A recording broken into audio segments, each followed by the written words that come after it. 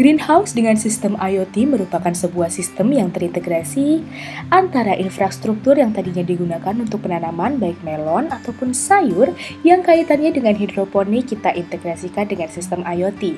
Dengan adanya sistem integrasi IoT ini, mereka lebih fokus untuk bagaimana merawat tanaman dari proses semai, polinasi, hingga pencegahan hama, bahkan hingga panen, sehingga lebih menimbulkan efektivitas waktu yang bisa dimanfaatkan untuk kegiatan lainnya.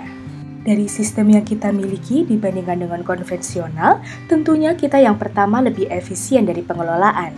Yang pertama, SDM tidak perlu harus menguasai pertanian, tetapi tetap harus belajar. Dari sistem yang kita miliki, orang bisa belajar.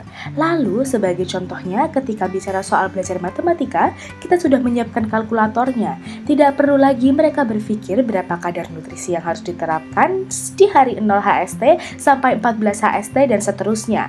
Itu semua sudah digantikan oleh kinerja mesin, sehingga yang pertama, kita bisa meminimalisir dari sumber daya manusia, tidak perlu belajar lebih jauh, karena beberapa pengaturan sudah dilakukan oleh sistem.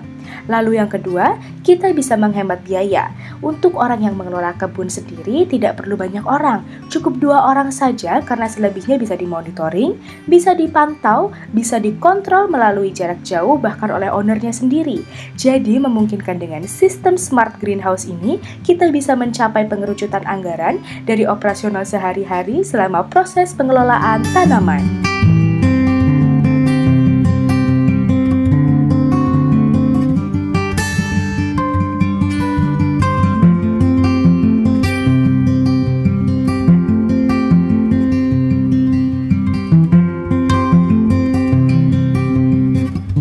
Untuk after sales pelayanannya sistem otomatisasi yang kita terapkan ini, nanti setelah alat terpasang akan ada pelatihan bagaimana nanti proses pengoperasian dan proses perawatannya.